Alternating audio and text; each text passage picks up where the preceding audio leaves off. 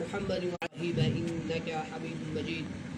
اللهم صل على سيدنا محمد وعلى آل سيدنا محمد وأصحاب سيدنا محمد وبارك وسلم عليهم. الحمد لله رب العالمين والصلاة والسلام على سيد الأنبياء والمرسلين وعلى آله وأصحابه أجمعين. أما بعد، أرسله بالحق بشيرا ونذيرا وداعيا إلى الله بإذنه وسراجا منيرا.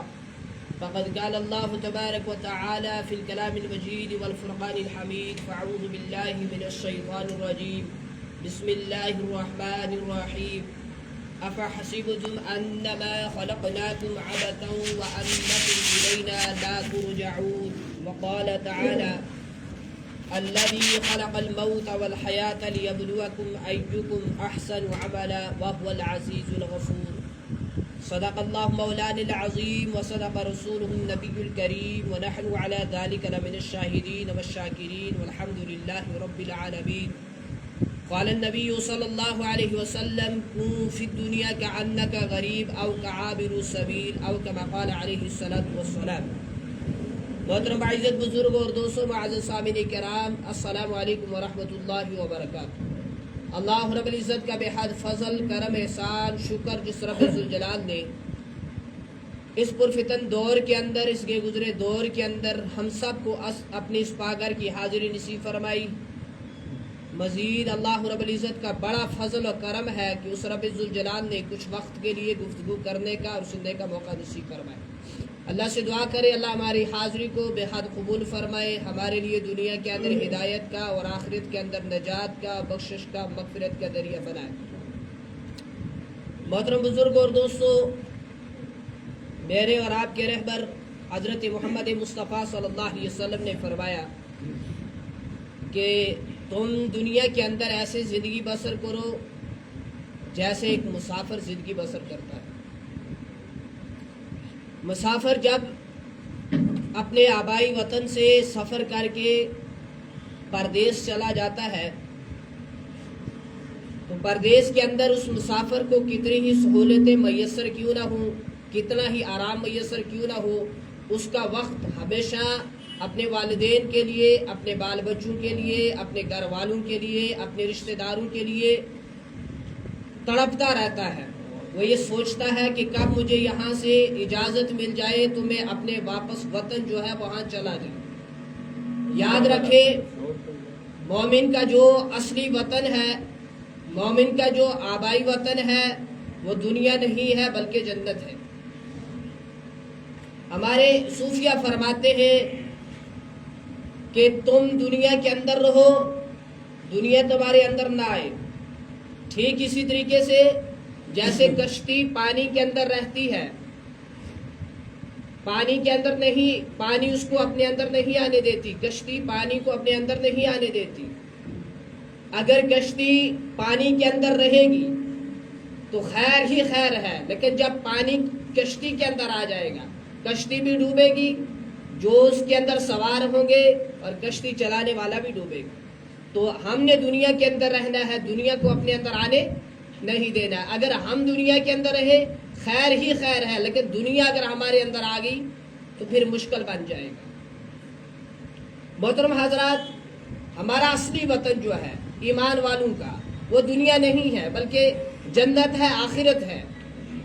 حضرت علامہ ابن جوزی علیہ رحمہ فرماتے ہیں کہ انسان کی زندگی کے 6 سفر ہیں، اور پہلے سفر کا آغاز جس کا قرآن نقشہ کھینچتا ہے، وَإِذْ أَخَذَ رَبُّكَ مِنْ بَنِي آدَمَ مِنْ ظُهُورِهِمْ ذُرِّيَّتَهُمْ وَأَشْهَدَهُمْ عَلَى أَنفُسِهِمْ أَلَسْتُ بِرَبِّكُمْ قَالُوا بَلَى شَهِدْنَا أَن تَقُولُوا يَوْمَ الْقِيَامَةِ إِنَّا كُنَّا عَنْ هَذَا غَافِلِينَ. اللہ رب العزت نے تمام ارواح کو جمع کیا اور اس کے بعد ان سے پوچھا: أَلَسْتُ بِرَبِّكُمْ، کیا میں تمہارا رب نہیں ہوں؟ کیا میں تمہارا خدا نہیں ہوں؟ کیا میں تمہارا پروردگار نہیں ہوں؟ تو سب نے کہا قالوا بلا، بے شک آپ ہی ہمارے رب ہیں، بے شک آپ ہی ہمارے خدا ہیں، بے شک آپ ہی ہمارے پروردگار ہیں، بے شک آپ ہی ہمارے حاجت روا ہیں، بے شک آپ ہی ہمارے مشکل کشا ہیں، بے شک آپ ہی ہماری حاجتوں کو پورا کرنے والے ہیں، بے شک آپ ہی ہمارے پروردگار ہیں۔ لکھا ہے سب سے پہلے آپ صلی اللہ علیہ وسلم نے جواب دیا کہ بے شک آپ ہی ہمارے رب ہیں۔ تو انسان کے سفر، پہلا سفر اس کا آغاز یہاں سے ہوا کہ اللہ رب العزت نے پوچھا پیدا کرنے کے بعد، عالم ارواح کے اندر پوچھا تمام ارواح سے، روحوں سے کہ میں تمہارا رب نہیں ہوں؟ تو سب نے جواب دیا بے شک آپ ہی ہمارے رب ہیں۔ لکھا ہے کہ انسان کی زندگی کا دوسرا سفر، اس کا آغاز یہاں سے ہوا جب نطفہ باپ کی صلب سے مادر رحم میں پہنچا۔ اس کی مدت 9 مہینے عام طور پر ہے۔ اللہ کی قدرت دیکھے، ماں کام کر رہی ہے، اس کے پیٹ کے اندر جو بچی ہے یا بچہ ہے، اللہ رب العزت اس کو وہاں بھی زندہ رکھتے ہیں، وہاں بھی جو اس کا رزق ہے اس کو دیا جاتا ہے۔ اب نہ ماں کو پتا ہے نہ باپ کو پتا ہے وہ کب ایک پانی تھا، وہ کب خون کا لوتھڑا بن گیا، وہ کب ایک بچہ تیار ہو رہا ہے، اس کے جسم کے اعضاء کب بنے، ہاتھ کب بنے، پاؤں کب بنے، آنکھیں کب بنی، اس کے کان کب بنے، اس کے جسم کے جتنے اعضاء ہیں نہ باپ کو پتا ہے نہ ماں کو پتا ہے۔ یہ اپنے یہاں مصروف کام کے اندر اللہ رب العزت اس کو بنا رہا ہے۔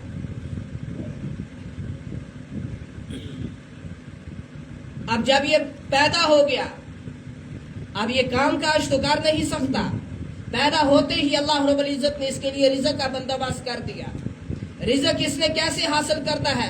اپنے ہونٹوں کو کیا دینی ہے؟ تھوڑی سی تکلیف دینی ہے۔ اللہ رب العزت نے اس کی ماں کی چھاتیوں کے اندر دودھ پیدا کر کے اس کے لیے رزق کا بندوبست کر دیا۔ رازق جو ہے وہ اللہ رب العزت ہے۔ تمام مخلوقات کا رزق اللہ کے ہاتھ میں ہے۔ ہمیشہ مانگے تو اللہ سے مانگے، جب بھی پکارے تو اللہ کو پکارے۔ خیر، انسان کا یہ دوسرا سفر۔ پھر بزرگوں، انسان کی زندگی کا تیسرا سفر وہ دنیا کے لیے،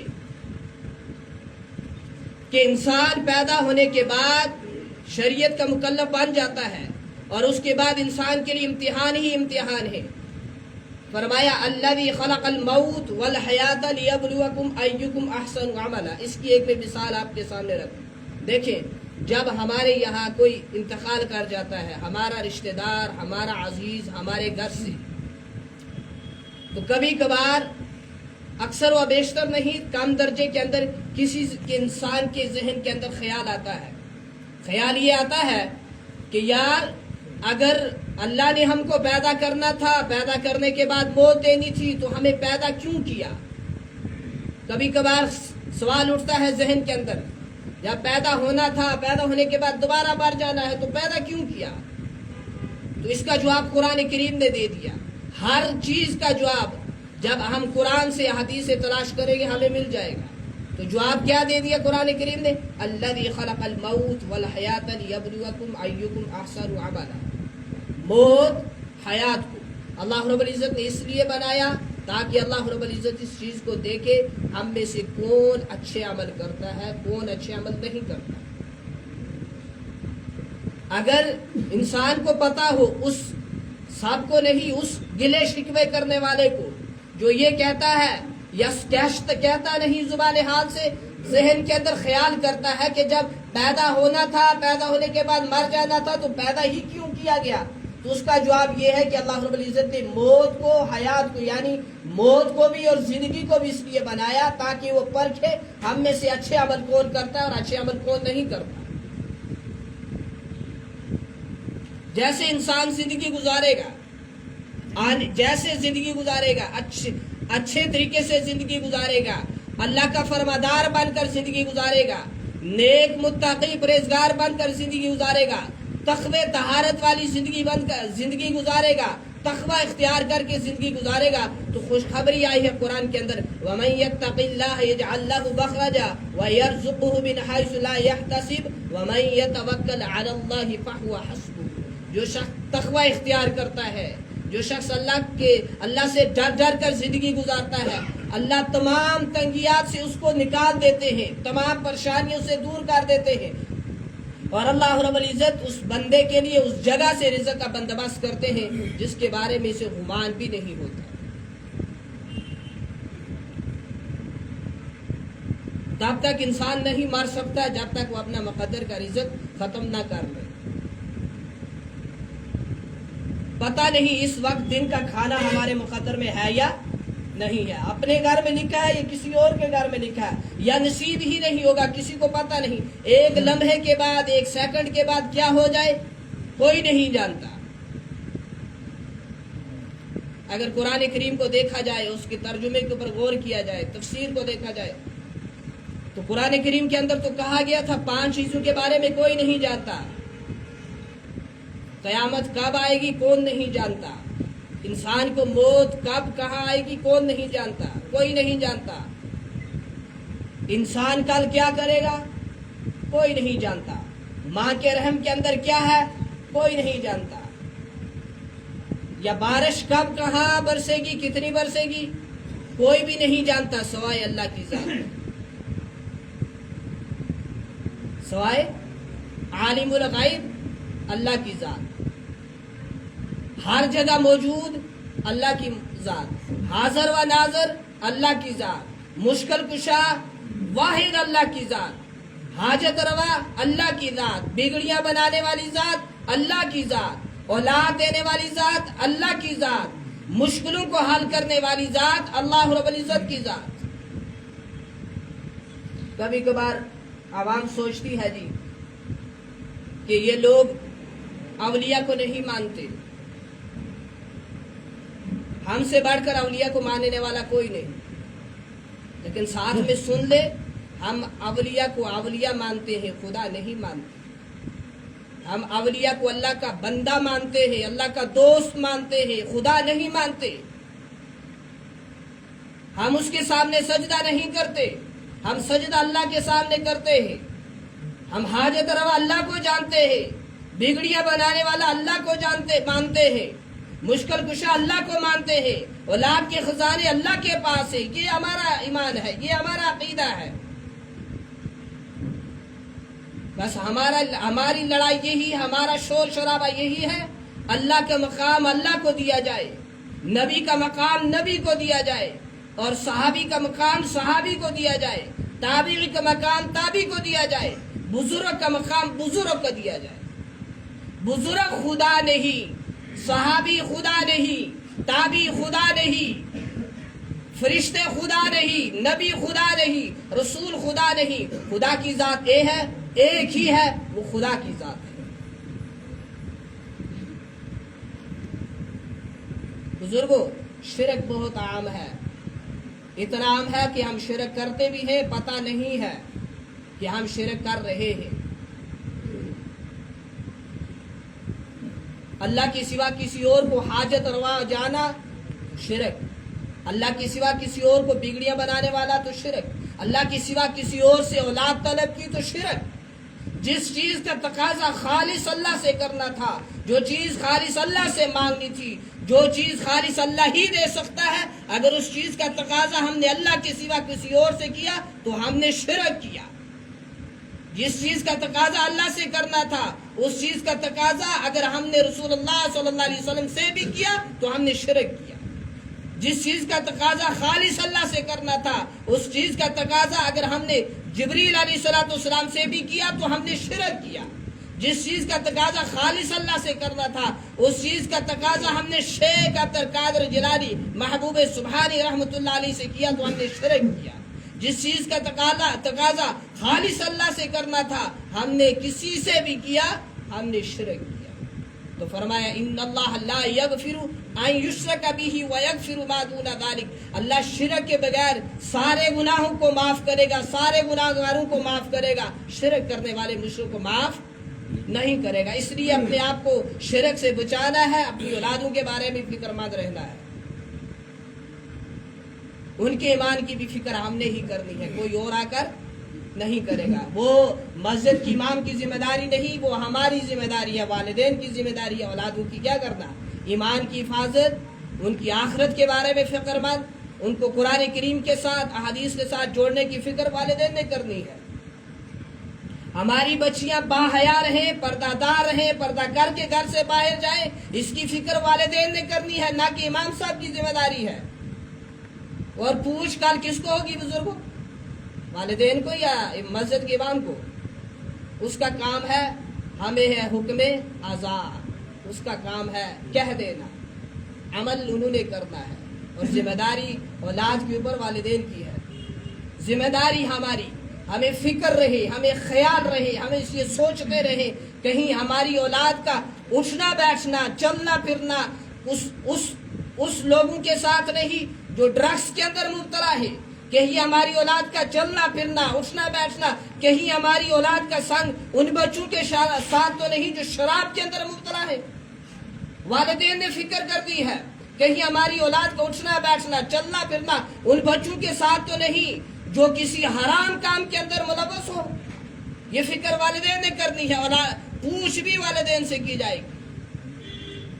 ہر بڑے کو اس کے محتاطوں کے بارے میں پوچھا جائے گا۔ ہاں، آج ہم بڑے شوق سے بڑا بننا چاہتے ہیں، بڑا شوق ہے ہمیں اپنے آپ کو بڑا کہلوانے کا، بڑا شوق ہے کہ میں ملک کا بڑا بن جاؤں، میں گاؤں کا بڑا بن جاؤں، میں بستی کا بڑا بن جاؤں، یا میں علاقے کا بڑا بن جاؤں۔ تو یاد رکھیں جتنا بڑا ہم ہوں گے تو اتنی بڑی ذمہ داری بھی ہمارے کاندھوں پر ہے، اور اتنی پوچھ گچھ بھی کی جائے گی قیامت کے دن۔ بکری ایک ہو یا 100 ہو، حساب چرواہے سے لیا جاتا ہے۔ تو والدین کا ایک بیٹا ہے یا 10 بیٹے ہیں، ان ساروں کے بارے میں اس سے سوال کیا جائے گا۔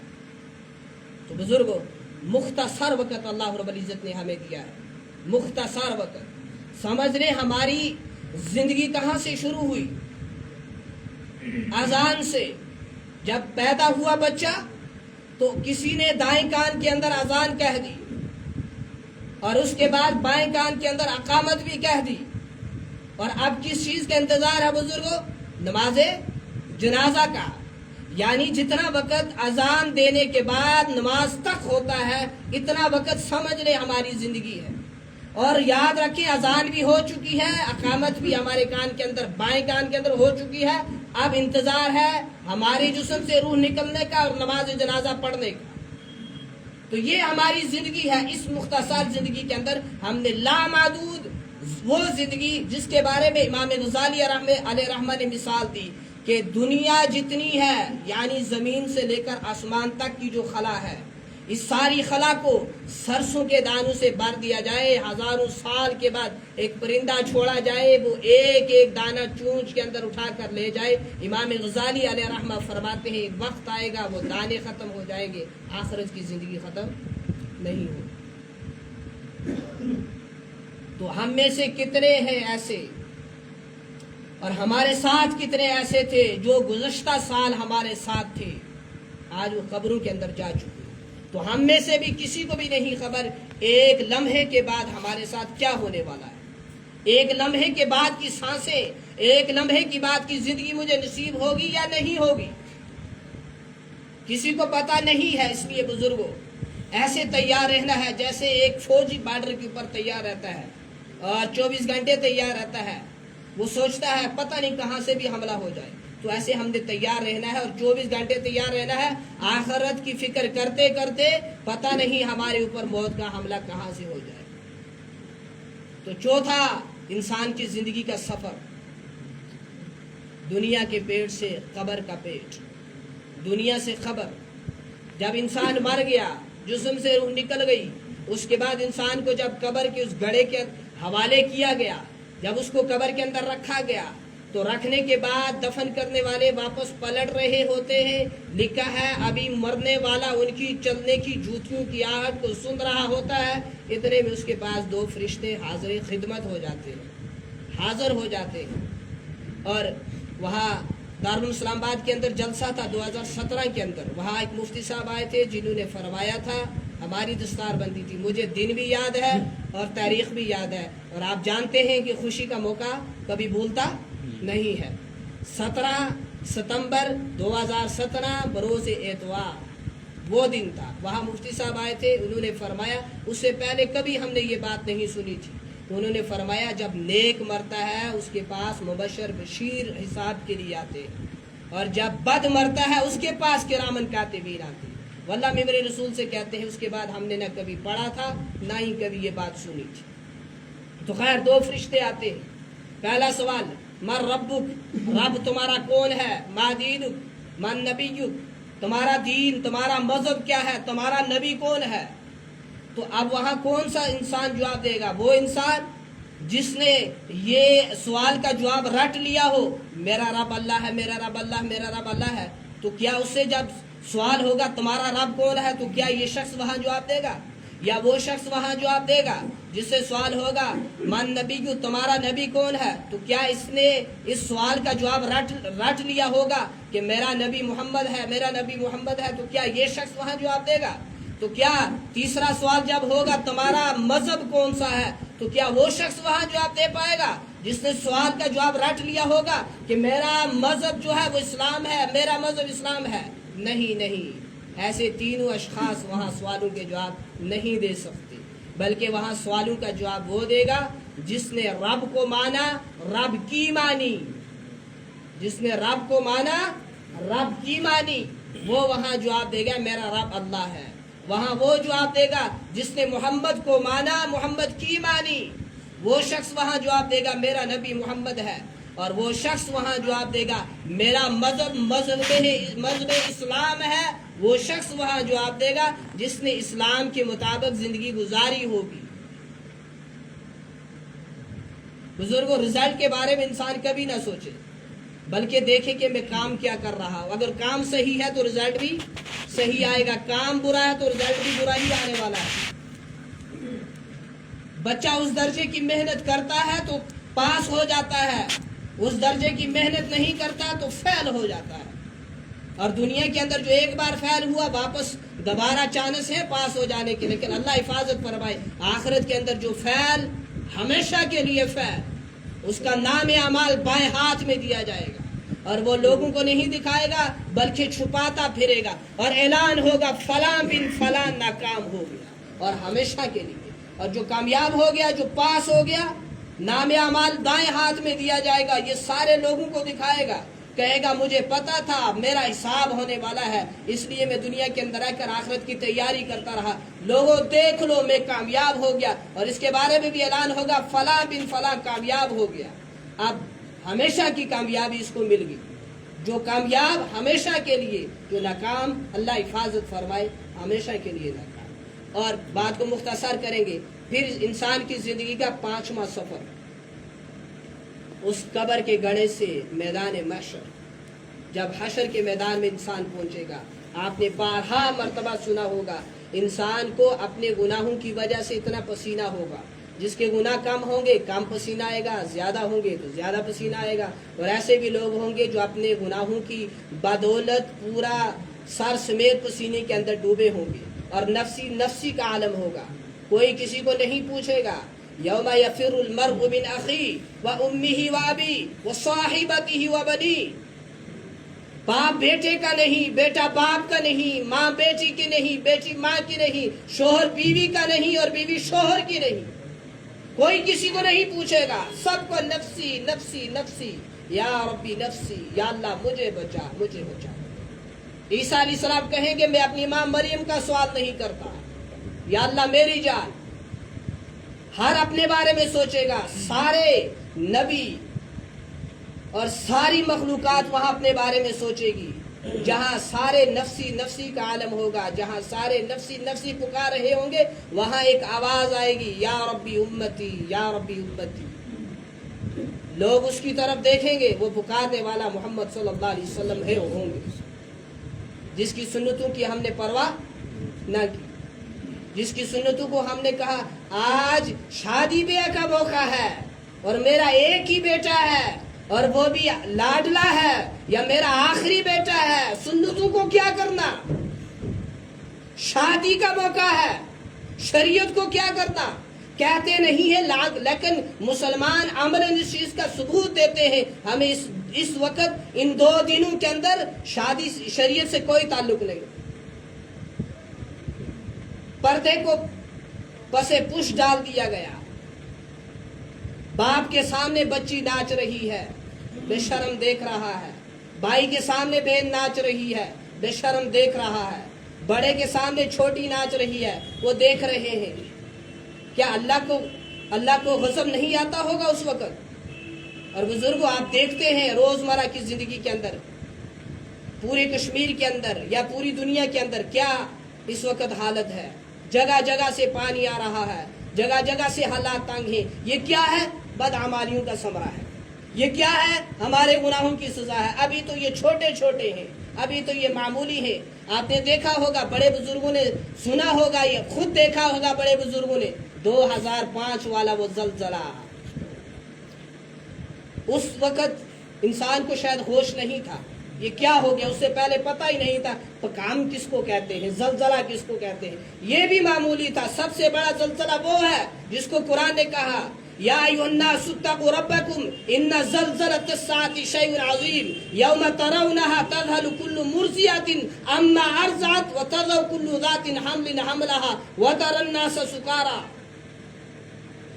ये है ज़लज़ला। जब होगा तो सारे बेहोश जैसे लगेंगे, मदहोश नजर आएंगे।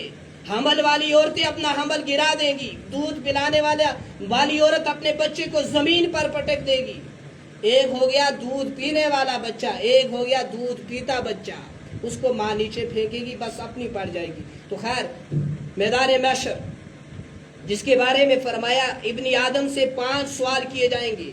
तुम्हारी जवानी कहाँ गुजरी, तुमने इल्म कितना हासिल किया और उस पर अमल क्या किया, तुमने माल कहाँ से कमाया, कहाँ खर्च किया, तुम में जो हमने जिंदगी दी थी तुमने वो कहाँ गुजारी। और हदीस के अंदर आता है, इब्न आदम जब तक इन 5 सवालों का जवाब नहीं देगा अपनी जगह से कदम नहीं हिला सकता। और फिर छठा जो है इंसान की जिंदगी का सफर, वो है मैदान महशर से या जहन्नम की तरफ या जन्नत की तरफ। रिजल्ट सही निकला, इसके हक में निकला, अमल होंगे, नेकियां पास होंगी, हुकूकुल्लाह और हुकूकुल इबाद का लिहाज रख कर ये इंसान दुनिया से गया होगा, अल्लाह को राजी करके गया होगा, नबी की इत्तबा करके गया होगा, शरीयत के मुताबिक जिंदगी गुजार कर गया होगा, तो फैसला आएगा जन्नत की तरफ। और अल्लाह हिफाजत फरमाए, ना हुकूकुल इबाद का ख्याल रखा, ना हुकूकुल्लाह का लिहाज रखा, और अल्लाह को नाराज करते करते बगैर तौबा के मार गया, तो इसके बारे में रिजल्ट आएगा जहन्नम की तरफ चला जाए। तो जन्नत में जाने वाला हमेशा के लिए जन्नत में, जहन्नम में जाने वाला हमेशा के लिए जहन्नम में। अल्लाह उस वक़्त की रिसवाई से, उस वक़्त की जिल्लत से पूरी उम्मत मुस्लिमा की हिफाजत फरमाए। तो बुजुर्गों, मुख्तसर वक़्त है, इस मुख्तसर वक़्त के अंदर हमने लामादूद ज़िंदगी की तैयारी करनी है, करेंगे इंशाअल्लाह। जो इससे पीछे हो गया उस पर तौबा कर लें, अल्लाह की रहमत से ना उम्मीद ना हो, तौबा कर लें। उसके बाद वाली ज़िंदगी के बारे में संभल जाएं, फूंक फूंक कर कदम रखें, अल्लाह से डरते हुए ज़िंदगी गुजारें, हुकूकुल्लाह का भी लिहाज रखें और हुकूकुल इबाद का भी लिहाज रखें। अल्लाह से दुआ है, जो कहा गया, जो सुना गया, अल्लाह कबूल फरमाए। हम सब इन बातों के ऊपर अमल की तौफीक से फरमाए। वाखिर दावाना अनिल हम्दुलिल्लाह।